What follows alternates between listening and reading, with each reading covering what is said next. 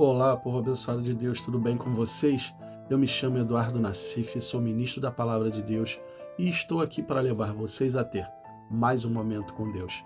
Não esqueçam de se inscrever no canal para vocês receberem diariamente as mensagens e também as minhas orações. Que a palavra de hoje possa verdadeiramente entrar no seu coração e abençoe sua vida. Vocês sabiam que o excesso de confiança pode ser bom, mas também pode ser muito ruim?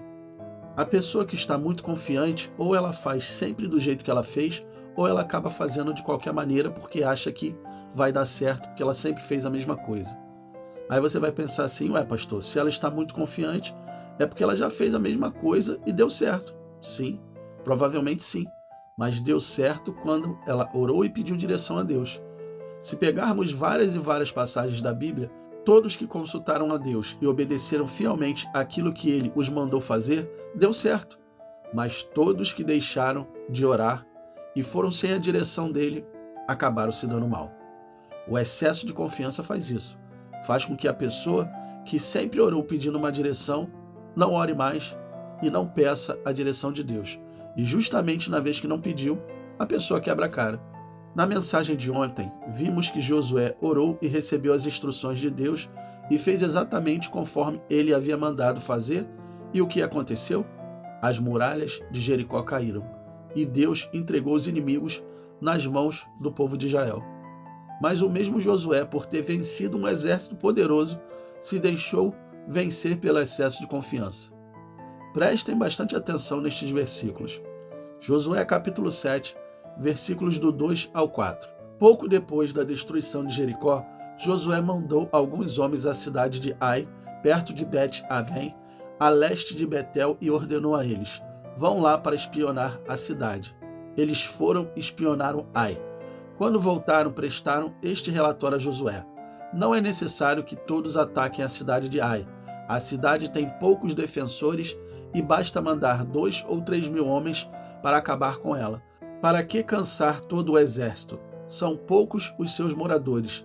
Assim foram enviados apenas cerca de 3 mil homens para atacar a cidade de Ai, mas os homens de Ai fizeram os israelitas fugirem.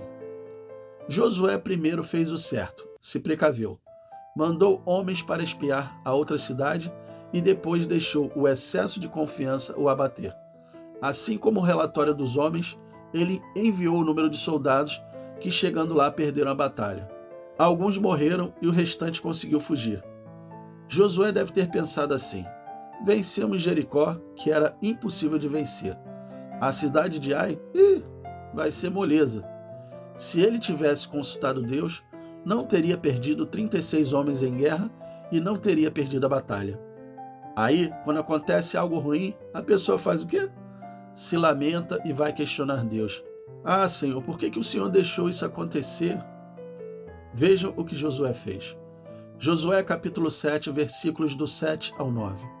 E disse Josué: ah, Senhor Jeová, por que com efeito fizeste passar a este povo o Jordão, para nos dares nas mãos dos amorreus, para nos fazerem perecer? Tomara nos contentáramos com ficarmos da além do Jordão. Ah, Senhor, que direi, pois Israel virou as costas diante dos seus inimigos?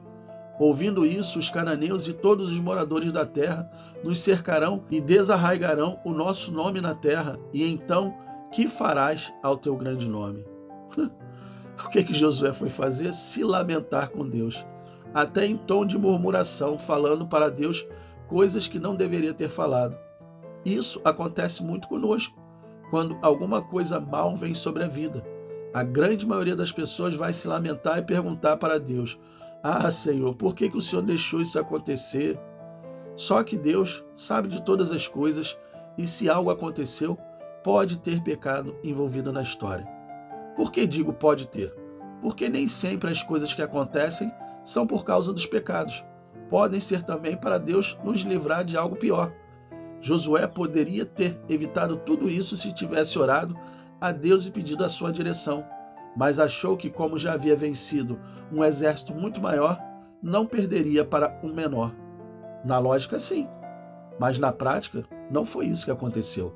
Quando Josué começa as lamentações, Deus dá logo o quê? Um puxão de orelha e mostra onde está o erro. Josué capítulo 7, versículos do 10 ao 12. Mas o Senhor disse a Josué: levante-se, por que você está prostrado dessa maneira? Israel pecou, desobedecendo as minhas ordens. Tomou coisas proibidas que eu tinha dito que não tomasse. E quem fez isso não só pegou aquelas coisas, mas escondeu o que roubou no meio de sua bagagem. Por isso, o povo de Israel está sendo derrotado. Por isso, os guerreiros israelitas fugiram dos seus inimigos. A nação desobediente está condenada. Não estarei mais com vocês enquanto não acabarem com esse pecado. Deus sempre vai nos mostrar aonde está o erro. Josué estava prostrado, mas estava assim porque não orou antes de ir para a batalha. Fez conforme os homens tinham falado para ele. Mas aqui Deus mostra o seguinte: eu mandei vocês em Jericó obedecerem às minhas ordens, de não pegarem coisas proibidas, mas pegaram e me desobedeceram. Aí tem um ditado que diz assim: por causa de um, todos pagam. Às vezes, esse ditado cai direitinho como uma luva para as coisas que acontecem. Acã foi aquele que desobedeceu a Deus. Aí você pode pensar assim: mas não foi Acã que desobedeceu? Por que todo o povo caiu em pecado? Porque a ordem de Deus não era para um só homem, era para todo o povo, e eles estavam entrando em batalha para tomar posse de terras que Deus havia prometido para eles. Então, nenhum deles poderia desobedecer. Ah, pastor, acho isso injusto, porque só um homem fez isso e todos pagam por ele. Mas o erro não estava só aí. Sabe onde estava? No excesso de confiança em sair para uma batalha sem antes orar a Deus. Se Josué tivesse orado, Deus teria mostrado para ele e não haveria perdas. Não haveria. Só que Deus deixa bem claro que enquanto o pecado não for tirado do povo, ele não seria com eles. Na nossa vida é a mesma coisa. Quando a pessoa entra no pecado, enquanto ela não sai dele, Deus não pode ser com essa pessoa. Aí começam as derrotas, aí começam as coisas ruins a acontecer, começam as lamentações e murmurações, e Deus está lá do alto só esperando a pessoa se arrepender e abrir mão do pecado dela para poder voltar a ajudá-la. Depois que Josué reuniu o povo e descobriu quem pecou, tirou o pecado do meio deles, Deus voltou a estar com eles e deu as vitórias que eles precisavam ter. Se você quer vitórias em sua vida, tire dela aquilo que te afasta de Deus, pois vivendo no pecado, Deus não pode ser contigo. Feche os seus olhos e vamos orar. Pai, muito obrigado por essa palavra. Muito obrigado por nos mostrar que, às vezes, o excesso de confiança pode fazer com que algo ruim aconteça. Josué estava confiante demais e não orou antes para o Senhor. Ele poderia ter evitado a perda daqueles 36 homens, mas não evitou. Eu peço ao Senhor, meu Deus, que nunca deixe a soberba entrar no nosso coração. Nunca deixe o excesso de confiança falar mais alto dentro de nós. Que possamos sempre, antes de ir para uma luta, para uma batalha, para fazer qualquer tipo de coisa, que possamos orar para o Senhor pedindo a sua direção. Não queremos fazer algo que está contra aquilo que o Senhor nos manda fazer. Pelo contrário, queremos fazer aquilo que o Senhor nos manda. Acã desobedeceu e trouxe desgraça para o povo de Israel. Se ele tivesse obedecido a sua voz, eles teriam ganho e teriam vencido aquela batalha sem nenhum tipo de dificuldade. Mas Acã fez o que era mal aos olhos do Senhor e todo o povo pagou por isso.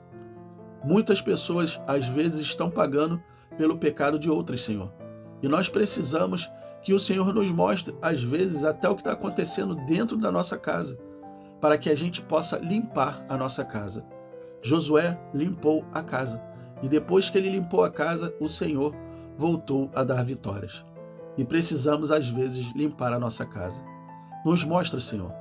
Abra os nossos olhos para que possamos enxergar aonde há o erro, para que possamos tirar do nosso meio. Eu te peço isso em nome do Pai, em nome do Filho e em nome do Espírito Santo. Amém, e assim seja. Bom, pessoal, eu espero que vocês tenham gostado da mensagem. E se vocês gostaram, compartilhe com seus amigos, com seus familiares, com todas aquelas pessoas que necessitam ouvir uma boa palavra. Deus abençoe a todos vocês e não esqueçam, amanhã nós teremos mais.